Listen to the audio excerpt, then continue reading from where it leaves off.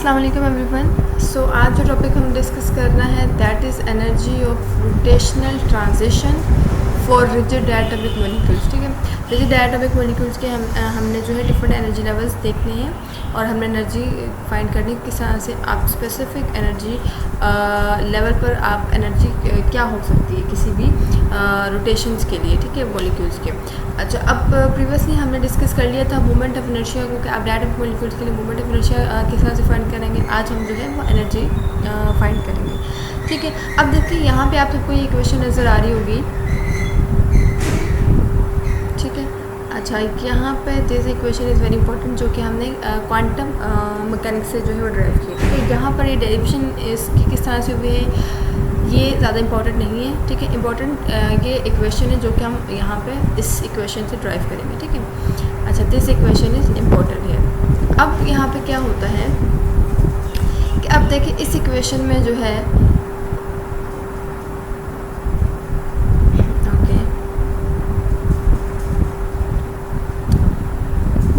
Alright, अब देखिए इस इक्वेशन में h हमारे पास क्या है, प्लैंक्स कांस्टेंट है, I क्या है, मोमेंट ऑफ इनर्शिया है, एंड यहाँ पर J क्या है, रोटेशनल क्वांटम नंबर है। ठीक है, बस इस इक्वेशन के साथ मसला ये है कि ये इक्वेशन जो है वो हमें एनर्जी बताती है, एनर्जी की वैल्यू देती है, but in terms of joule देती है। ठीक है, लेकिन हम क्योंकि यहाँ पे देखिए माइक्रोवेव यूज़ कर रहे हैं, रेडिएशन यूज़ करते हैं, तो रेडिएशन जब हम यूज़ करते हैं तो हम टर्म यूज़ करते हैं in terms of wave number.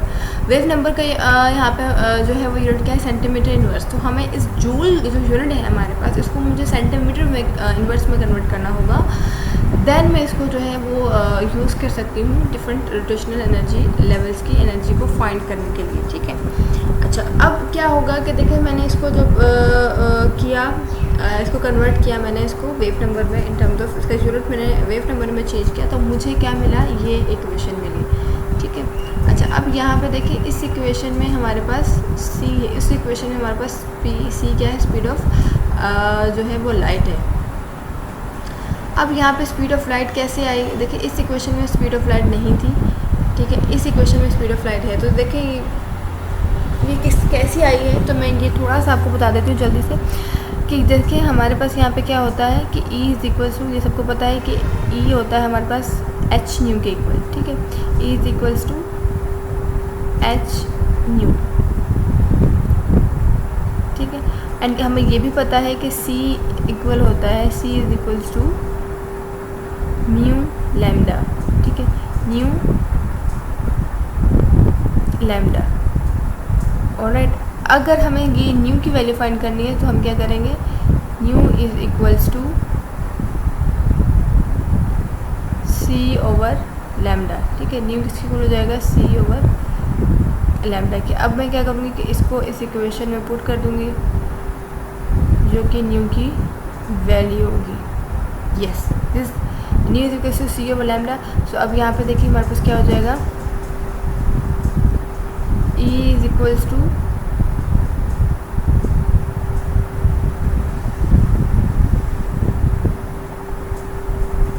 ठीक है जी, H C ओवर लैम्डा। ठीक है, ऑलराइट, अब हमें क्या फाइंड करना है, वेव नंबर फाइंड करना है, तो उसके लिए पहले हम क्या करेंगे, वेवलेंथ को इस साइड ले जाएंगे। सो जब वेवलेंथ इक्वल किस साइड चले जाएगी, यहाँ पर डिवाइड हो रही थी, यहाँ मल्टीप्लिकेशन में चली जाएगी, तो फिर हमारे पास क्या हो जाएगा, ये HC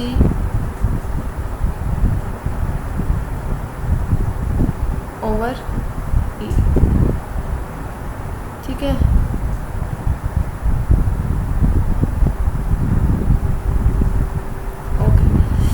अब देखिए यहाँ पे ये वेवलेंथ है, तो उसको मुझे अगर वेव नंबर में कन्वर्ट करना होगा, चेंज करना होगा, तो ये क्या हो जाएगा, 1 ओवर वेवलेंथ। 1 ओवर वेवलेंथ किसके इक्वल होता है, वेव नंबर के इक्वल होता है। ठीक है, अब यहाँ पे क्योंकि जब मैंने इसको जो है डिनोमिनेटर को डिनोमिनेटर में चेंज किया है, तो मुझे यहाँ पर भी सेम ऐसे करना होगा, तो यहाँ पे E ऊपर चला जाएगा एंड HC नीचे आ जाएगा।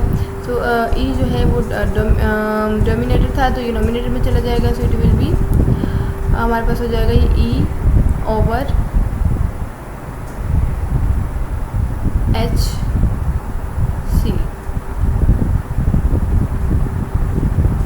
ठीक है जी, अब देखें कि अगर मैं यहाँ पे ई ओवर एच सी रख दूँ तो मेरे पास जो यूनिट आ जाएगा वो सेंटीमीटर वर्ड्स में आ जाएगा इजीली, क्योंकि देखें एनर्जी का यूनिट होता है जूल, और एच क्या है, प्लैंक्स कांस्टेंट, तो प्लैंक्स कांस्टेंट का भी है हमारे पास क्या होता है, जूल सेकंड, ठीक है। एंड यहाँ पे हमारे पास जो है ये स्पीड ऑफ लाइट है, इसी तो स्पीड ऑफ लाइट का यूनिट क्या होता है, मीटर पर सेकंड या फिर सेंटीमीटर पर सेकंड, तो ये हो जाएगा हमारे पास जो है सेंटीमीटर पर सेकंड, ठीक है। तो अब देखें सेकंड से कैंसिल आउट हो गया, जूल से कैंसिल आउट हो गया, एंड रिमेनिंग हमारे पास क्या बच जाएगा, ये हो जाएगा हमारे पास सेंटीमीटर इनवर्स, ठीक है। कि इस तरह से हम इसको कन्वर्ट कर सकते हैं जूल से सेंटीमीटर इनवर्स में यूनिट को। तो यहाँ पे हम क्या करेंगे कि हमें पता है कि देखिए ई ओवर एच सी के जब हम करेंगे तो हमारे पास जो यूनिट आएगा वो जूल की बजाय हमारे पास सेंटीमीटर इनवर्स में आ जाएगा। तो अब हम यहाँ पे क्या करेंगे, इस इक्वेशन को बोथ साइड जो है वो डिवाइड कर देंगे एच सी से। अब देखिए ई ओवर एच सी का मतलब है दैट एनर्जी है but in terms of centimetre inverse, not in terms of joule. तो अब सिंपल आप क्या करेंगे कि देखिए ई ओवर एच सी, हम क्योंकि एच सी को बोथ साइड डिवाइड कर देंगे, बोथ साइड ऑफ इक्वेशन, सो ये एच सी इक्वल हो जाएगा हमारे पास। अब यहाँ पे ये इक्वेशन क्या है, यहाँ पे एनर्जी थी, इसको हमने एच सी से डिवाइड कर दिया, इक्वल हो है हमारे पास एच स्क्वायर, ठीक है, एंड ओवर 8 पाई स्क्वायर आई, ठीक है, 8 पाई स्क्वायर आई, ओके। अब हमने कहा कि एच को हम बहुत सारे क्वेश्चन डिवाइड कर देंगे, तो हम इस साइड भी हमने जो है वो लेफ्ट साइड डिवाइड कर दिया, राइट साइड भी हम डिवाइड कर देंगे, so it will be 1 into 1 over H, ठीक है। सो अब यहाँ पे देखें एच से एच कैंसिल हो गया एंड रिमेनिंग हमारे पास एक एच बच गया पीछे। अब ये ई ऑफ एच सी क्या है, एनर्जी है इन टर्म्स ऑफ सेंटीमीटर इनवर्स। तो यहाँ पे हमने देखिए लिख दिया ई ऑफ एच बचा हमारे पास 8 पाई स्क्वायर आई, एंड यहाँ पे सी क्या है, स्पीड ऑफ लाइट, ठीक है। ये इक्वेशन जो है ये जे जो है ये वही सेम एज इट इज़ क्या हमारे पास रोटेशनल क्वांटम नंबर है J+1। अच्छा, अब ये हमारे पास इक्वेशन आ गई है जिसे हम एनर्जी फाइंड कर सकते हैं in terms of wave number, means के in terms of centimetre inverse. अब यहाँ पर ये जो इक्वेशन है h over 8 pi square I, ये इक्वल होती है ये दिस, ठीक है, ये इक्वल होती है b के, बिकॉज b क्या है हमारे पास रोटेशनल कांस्टेंट है, ठीक है। b हमारे पास क्या है, रोटेशनल कांस्टेंट है, एंड इसकी वैल्यू क्या है h ओवर 8 पाई स्क्वायर आई सी। सो हम यहाँ पे क्या करेंगे, इस इक्वेशन की जगह इसकी वैल्यू पुट कर देंगे जो कि क्या है b है, तो b रख दिए यहाँ पे, तो सिंपल ये इक्वेशन बन गई हमारे पास is equals to B J, ठीक है। इस इक्वेशन की जगह हमने ये b रख दिया क्योंकि b के इक्वल था, एंड ये J+1, ठीक है। अब this is a major equation के, इस इक्वेशन के थ्रू आप इजीली फाइंड कर सकते हैं एनर्जीज़ को डिफरेंट रोटेशनल लेवल की, ठीक है। अब देखिए हमारे पास डिफरेंट रोटेशनल एनर्जी लेवल्स हैं। अब मैंने ये एनर्जी लेवल्स क्या कर लिए, ड्रॉ कर लिए, ठीक है। अब ये क्या है, यहाँ पर J है, J क्या शो करता है, डिफरेंट एनर्जी लेवल्स, या फिर हम ये कह सकते हैं डिफरेंट रोटेशनल एनर्जी लेवल्स, और हम ये कह सकते हैं कि डिफरेंट रोटेशनल क्वांटम नंबर, ठीक है। और यहाँ पर क्या होगा, E एनर्जी, ऑलराइट। अब देखें कि अगर मेरे पास जो है वो रोटेशनल एनर्जी लेवल 0 है, तो जब ये 0 है तो इस स्टेट में जो है इस रोटेशनल एनर्जी लेवल पर एनर्जी की वैल्यू कितनी होगी वो हम इस इक्वेशन के अकॉर्डिंग फाइंड करेंगे। कि अगर अब देखें हमारे पास E equals to B J+1 है, तो यहाँ पे हम क्या इसमें कैसे फाइंड कर सकते हैं कि J की वैल्यू क्या है, हमारे पास 0 है, तो ओवरऑल देखें ये 0 है, ठीक है। यहाँ पे हमारे पास B है, जब हम इसको मल्टीप्लाई करेंगे J+1 से, यहाँ पे भी 0 है, ठीक है, J की वैल्यू 0 है, +1 है, तो ओवरऑल हमें क्या मिलेगा, ज़ीरो ही मिलेगा, क्योंकि ज़ीरो मल्टीप्लाई होगा तो ज़ीरो ही मिलेगा हमें। सो यहाँ पे एनर्जी कितनी है, जब रोटेशनल एनर्जी लेवल कितना है, ज़ीरो है, तो एनर्जी कितनी है, ज़ीरो है। ठीक है, E is equals to zero है। ऑलराइट, अच्छा अब अगर मैं हम यहाँ से हमारे पास क्या है, रोटेशनल एनर्जी लेवल 1 है या रोटेशनल क्वांटम नंबर 1 है, तब एनर्जी कितनी होगी, कि अब हम यहाँ से फाइंड करेंगे कि एनर्जी कितनी होगी। ठीक है, सो यहाँ पे हम पुट कर देंगे कि अगर हमारे पास यहाँ पे 1 होगा, सो इट विल बी 1। ठीक है, यहाँ पे भी 1 होगा, देन 1 + 1 2 एंड 2 1 2, सो एनर्जी कितनी हो जाएगी, 2V। ठीक है, तो हम यहाँ पे लिख देंगे 2V।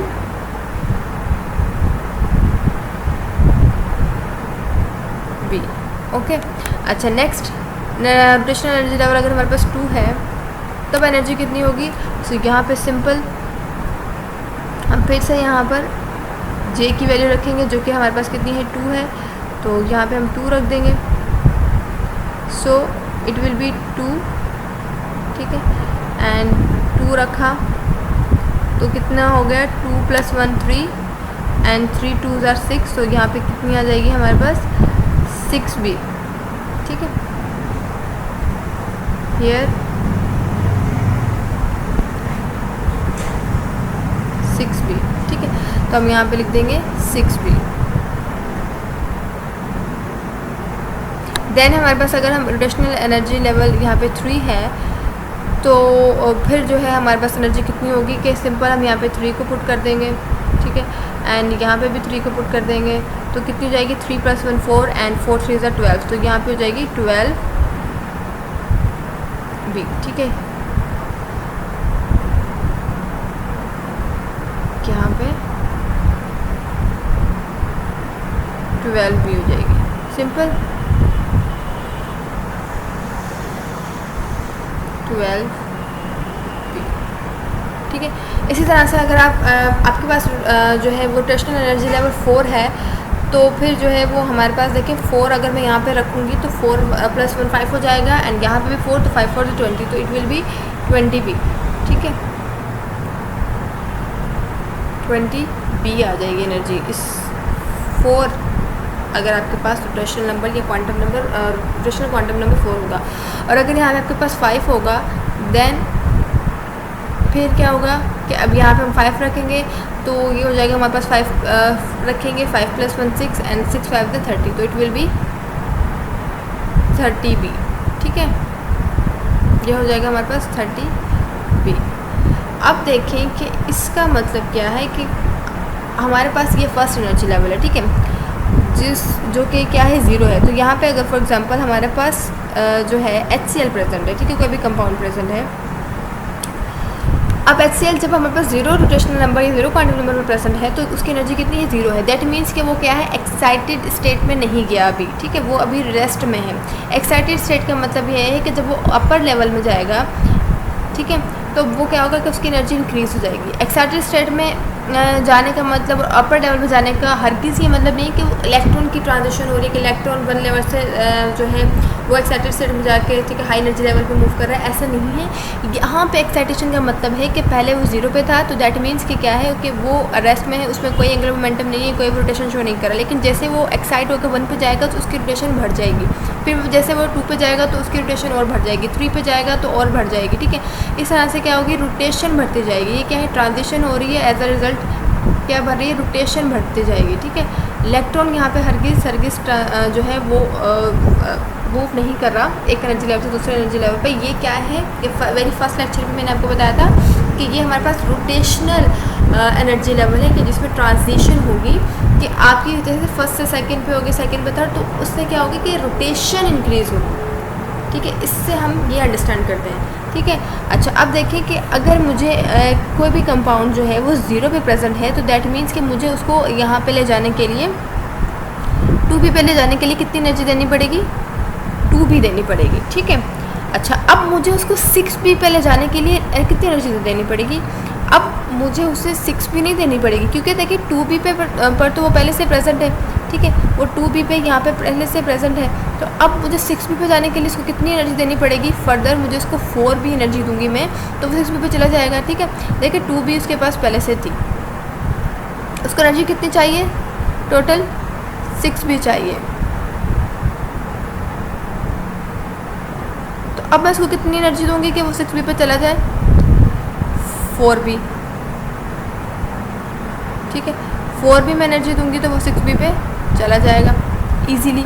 अच्छा, इसी तरह से हमारे पास यहाँ पे कि अगर वो 6b पे प्रेजेंट है तो मुझे 12b पे जाने के लिए इसको कितनी एनर्जी देनी पड़ेगी। देखिए उसको 12b पे जाने के लिए मुझे जो है वो 6 तो पहले से उसके पास है, मुझे 6, मैं जब उसको 6 और दूंगी तो वो उसके पास क्या हो जाएगी, 12b हो जाएगी।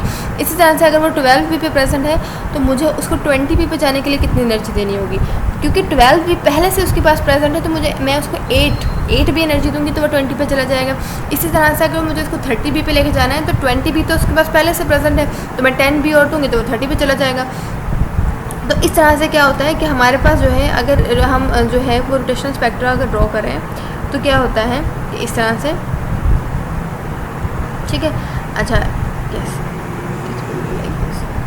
तो अब देखें क्या है कि पहले वो कहाँ पे था आपका जो एलिमेंट 0b पे, हम मुझे एक स्पेक्ट्रल 0b पे था, ठीक है। अब मैंने जैसे ही देखे उसको कितनी मैंने एनर्जी दी 2b पे, वो 2b पे चला गया, तो यहाँ पे एक स्पेक्ट्रल लाइन जो होगी वो इस तरह से 2b पे मुझे मिलेगी, ठीक है,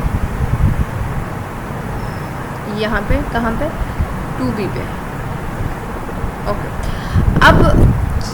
अब देखें वो 6b पे जाने के लिए मैंने इसको कितनी एनर्जी दी है, 4b दी है, क्योंकि 2b पहले से प्रेजेंट थी तो मैंने अब कितनी दी है, 4b, तो 4b पे मुझे इस तरह से एक स्पेक्ट्रल लाइन मिलेगी, ठीक है। नेक्स्ट वो अब वो 6b पे है, ठीक है, उसको 12b पे जाना है, तो मैं उसको इतनी एनर्जी दूंगी कि वो 12b पे चला जाए। मैं 6b दूंगी क्योंकि 6b पहले से उसके पास थी, 6 और दे दूंगी तो 12 हो जाएगी, तो यहाँ पे मुझे 6b पे एक स्पेक्ट्रल लाइन मिल जाएगी, ठीक है, इस तरह से।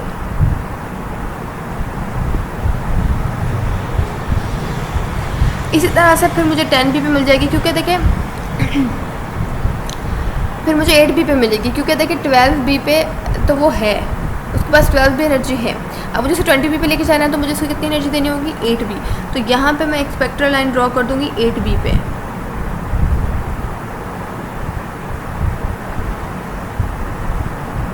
ठीक है।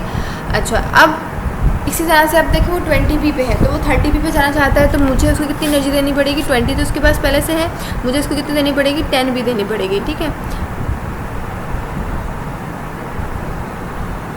10b। अब यहाँ पे एक चीज़ नोटिस करें कि देखें 2b और 4b में कितना डिफरेंस है, 2 का डिफरेंस है, 4b और 6b में कितना डिफरेंस है, 2 का डिफरेंस है, 6b में और 8b में कितना डिफरेंस है, 2 का डिफरेंस है, ठीक है। 8b में और 10b में कितना डिफरेंस, 2, मतलब दैट मीन्स कि 2 का डिफरेंस आएगा इन स्पेक्ट्रल लाइंस में। कि अगर आपको फॉर एग्जांपल कोई कहे कि यहाँ पे हमारे पास देखिए एक स्पेक्ट्रल लाइन क्या है, वो 2b पे प्रेजेंट है, ठीक है, ये एक 2b पे प्रेजेंट है, और एक हमारे पास स्पेक्ट्रल लाइन है कि वो 6b पे प्रेजेंट है। तो अब बताएं कि इनके दरमियान में जो आपके पास जो लाइन बनेगी स्पेक्ट्रल लाइन, वो कहाँ बनेगी स्पेक्ट्रल लाइन, देखिए 4b में बनेगी, इस यहाँ पे। क्यों? क्योंकि यहाँ पे हमारे पास कितना डिफरेंस आता है, 2 का डिफरेंस आता है। ऑलराइट, अच्छा, ये हमने पढ़ लिया किसके बारे में कि डिफरेंट जो है एनर्जीज़ के बारे में पढ़ ली, different energy rotational energy levels के बारे में पढ़ लिया, ठीक है। अब थोड़ा सा इसको जल्दी से रिवाइज कर लेते हैं। हमने क्या पढ़ा है अभी कि देखिए आइए हमारे पास क्या है, डिफरेंट रोटेशनल एनर्जी लेवल्स, जिसको हम जे से डोनेट करते हैं, ठीक है, एंड इनकी एनर्जी को हम ई से डोनेट करते हैं। अब देखिए मेरे पास अगर जो है वो यहाँ पे ज़ीरो एनर्जी लेवल है या ज़ीरो रोटेशनल एनर्जी लेवल है, ठीक है, और इसकी एनर्जी कितनी होगी, 0 होगी। अच्छा, अब मुझे उसको लेके जाना है कहाँ पे, 2 पे लेके जाना है, तो जब मुझे इसको 1 पे लेके जाना है, 1 रोटेशनल एनर्जी लेवल पे, तो उसकी एनर्जी कितनी होगी, 2b होगी, ठीक है। अच्छा, अब 2b है, अब मुझे इसको रोटेशनल एनर्जी लेवल 2 पे लेके जाना है, तो मुझे उसको कितनी एनर्जी देनी पड़ेगी, 2b उसके पास है तो मुझे उसको 4b देनी पड़ेगी, तो उसके पास 6 हो जाएगी। तो इस तरह से क्या होगा कि वो डिफरेंट एनर्जी लेवल्स पे मूव करता जाएगा, ठीक है, आपका जो कंपाउंड होगा। अब यहाँ पे जब आपका कंपाउंड था HCl फॉर एग्जांपल प्रेजेंट है, तो वो क्या होगा कि देखें वो ज़ीरो रोटेशनल एनर्जी लेवल पे क्या है, वो रेस्ट में है, उसमें कोई रोटेशन नहीं हो रही। जैसे देखिए वो उसकी ट्रांजिशन होगी 0 to 1, फिर 1 to 2, फिर 2 to 3 पर जाएगा या फिर 4 पर, तो उसकी क्या होगी, रोटेशन बढ़ती जाएगी यहाँ पे। इसका मतलब क्या है कि जितने ज़्यादा वो जो हाई एनर्जी लेवल पे जा रहा है, हाई एनर्जी रोटेशन लेवल पे जा रहा है, ट्रांजिशन हो रही है, दैट मीन्स कि रोटेशन क्या हो रही है, इंक्रीज़ होती रहती है। और देखिए अब अगर हम जो है थ्योरेटिकली कहें तो हम थ्योरेटिकली ये कहते हैं कि जितना ज़्यादा रोटेशनल एनर्जी लेवल पर, हाई एनर्जी लेवल पर जाता जाएगा तो रोटेशन बढ़ती जाएगी। लेकिन एक्सपेरिमेंट से ये देखा गया है कि फिर जब वो बहुत हाई एनर्जी लेवल पे चला जाता है तो सेंट्रीफ्यूगल फोर्स जो है डोमिनेट हो जाती है और ये बोन यहाँ से क्या हो जाता है, ब्रेक हो जाता है। ठीक है, उसके अलावा हमने स्पेक्ट्रम पढ़ा कि इस तरह से किस तरह से आप जो है रोटेशनल स्पेक्ट्रम की लाइंस किस तरह से ड्रॉ कर सकते हैं। कि देखिए यहाँ पे जो है वो 2b पे आई है, क्यों, क्योंकि देखिए ज़ीरो, आपने ज़ीरो से जाने के लिए उसको 1 पे कितनी एनर्जी दी है, 2b, तो आपने पहले स्पेक्ट्रल लाइन कहाँ पे बनेगी, 2b पे। अब देखिए 6b पे जाने के लिए आप 6 भी नहीं देंगे क्योंकि 2 तो उसके पास पहले से है, तो आप 4 देंगे तो भी वो 6 में जाएगा। ठीक है, अच्छा ये क्या होती है, देखिए एनर्जी क्या होती है, फिक्स्ड होती है। जिस तरह से हम ये पढ़े होते हैं कि क्वांटाइजेशन होती है कि इस एनर्जी लेवल की अगर आपके पास रोटेशनल एनर्जी लेवल 2 है तो उसकी एनर्जी 6 भी ही होगी, 7 नहीं होगी, 8 नहीं होगी, 6 भी होगी। अगर 3 है तो उसकी एनर्जी 12 भी ही होगी। तो आपको अगर जो है वो ट्रांजिशन करवानी है 1 पे तो आपको कितनी एनर्जी देनी पड़ेगी, 2b। और अगर आपको 1 से 2 पे ट्रांजिशन करवानी है तो आपको 4 भी एनर्जी देनी पड़ेगी क्योंकि 6 भी उसके पास पहले से है। तो इस तरह से क्या होगा, देखिए आपके पास जो है वो रोटेशनल स्पेक्ट्रम में जो लाइन आएगी वो कहाँ पे आएगी, रोटेशनल लाइन 4 पे आएगी, फिर 6 पे आएगी, 8 पे, 10 पे। तो डिफरेंस कितना आ रहा है आपके पास, देखिए 2b का आ रहा है। ऑलराइट, अब ये चीज़ देखें यहाँ पर भी यही चीज़ लिखी हुई है जो मैंने अभी आपको बताया कि देखिए for j is equal to 0, अगर j 0 होगा तो मॉलिक्यूल, इसका मतलब क्या है, मॉलिक्यूल रोटेट नहीं कर रहा। ठीक है, अब जैसे जैसे आप देखें j अगर आप 1 कर रहे हैं तो उसकी एनर्जी कितनी जाएगी, 2b, तो उसमें क्या होगी, रोटेशन उसमें स्टार्ट होगी लेकिन रोटेशन बहुत लो होगी, इसका एंगुलर मोमेंटम कम होगा। अब जैसे जैसे आप देखें वैल्यू जो है j की इंक्रीज़ करते जाएंगे तो रोटेशन भी उसकी क्या होगी, इंक्रीज़ होती जाएगी। अब यहाँ पे यही कि मैंने आपको बताया कि डिफरेंस होता है कितना, 2 का। तो यहाँ पे देखें 2 एनर्जी लेवल्स के दरमियान जो अब एनर्जी का डिफरेंस निकालेंगे एक स्पेक्ट्रम में तो वो 2b का डिफरेंस होगा। दैट इज़ यहाँ पे भी इन्होंने ये किया है कि देखिए 2b में से आपने -0 भी कर दिया तो 2b आ गया। ठीक है, तो देखिए यहाँ पे अब हमारे पास जो है उन्होंने डिफरेंस निकाला है, कितना है, 2b का। तो यहाँ तक हमने जो है वो सिंपल ये पढ़ा है कि हमारे पास डिफरेंट जो है रोटेशनल एनर्जी लेवल्स होते हैं और आपके पास कोई कंपाउंड होता है, अगर वो 0 एनर्जी लेवल पे प्रेजेंट है तो दैट मीन्स कि वो रोटेट नहीं कर रहा, वो जो है वो रेस्ट में है। फिर जैसे जैसे आप क्या करते हैं, रोटेशनल एनर्जी लेवल्स इंक्रीज़ करते हैं, उसकी ट्रांजिशन इंक्रीज़ होती जाती है, तो उसकी एनर्जी बढ़ती जाती है। जब एनर्जी बढ़ेगी दैट मीन्स कि उसमें रोटेशन बढ़ेगी। तो इस तरह से क्या होती है, रोटेशन होती है किसमें, हमारे जो है रोटेशनल स्पेक्ट्रोस्कोपी में।